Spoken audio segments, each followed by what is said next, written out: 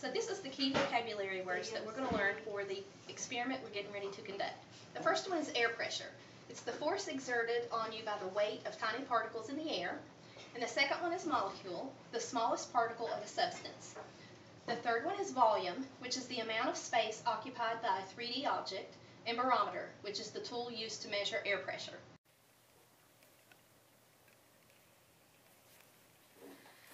Okay guys, today we're doing an experiment with atmospheric pressure. You're going to take a balloon, a bottle, and a piece of paper with a lighter, and all you're going to do is light the paper and you drop it into the bottle, and then you place the balloon over the opening. The way this works is the diameter of the balloon is too large to simply go into the bottle on its own. The pressure is the same on the inside and the outside of the bottle, and the only force that would be capable of normally pulling it in would be gravity. However, gravity isn't strong enough to do that. So when you change the pressure on the inside of the bottle by lighting the paper, it pulls the balloon down into the bottle. So what did y'all think about the experiment Miss Kitty just demonstrated to you? I think Miss Kitty and them did a really good job. What do you think? Was it interesting? Is there anything you think maybe she could have done differently? Well, it would be fun to do it herself. That's a good idea. Well, I'm glad you guys enjoyed it.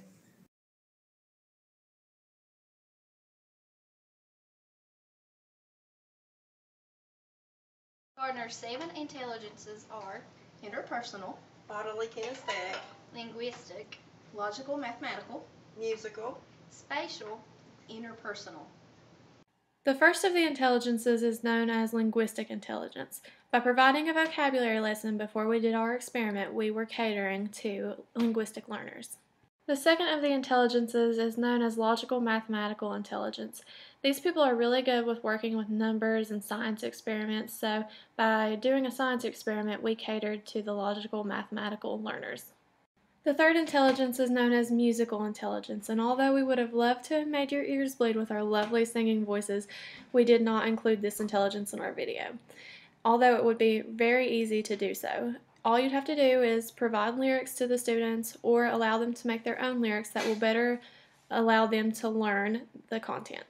The fourth intelligence is known as bodily kinesthetic intelligence. These people are very good at using their body or parts of their body to solve problems.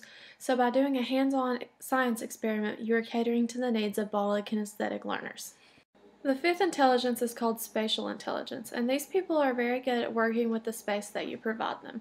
Therefore, by allowing these people to work in groups, you are catering to spatial awareness learners. The sixth intelligence is known as interpersonal intelligence, and these people are very good at identifying the fears, motivations, and feelings of others. So by asking them how you could have bettered the experiment for the whole class, you are catering to interpersonal learners.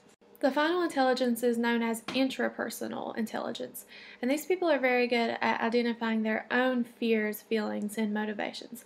So by asking these students how they liked the experiment or the assignment, you are catering to their needs. Piaget's 4 stages of cognitive development are sensory motor, pre-operational, concrete operational, and formal operations. Some ways in which you can incorporate Piaget's cognitive developmental theory into your everyday classroom method is to use visual aids whenever possible, make instructions short, and use action-based teaching instead of word-based teaching. Do not expect students to consistently see the world from others' point of views. Be sensitive to the possibility that they may have different meanings for words or different words for the same meaning. Give children a great deal of hands-on practice with the skills that serve as building blocks for more complex skills like reading comprehension, and provide a wide range of experiences in order to build a foundation for concept learning and language. By conducting our research and doing our video teaching experiment, we have realized that both Gardner's and Piaget's theories can live in harmony in the classroom together, especially when it comes to visual aids and hands-on learning.